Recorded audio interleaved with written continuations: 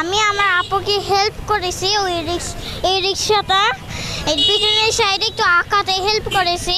এটা একটা ভুল করেছি, আমি গোলটা আঁকাই যে একটু বেশি পানি নিয়েছে আর ইয়ারটা এইভাবে করে স্ট্রেট হয়ে পড়ে গেল।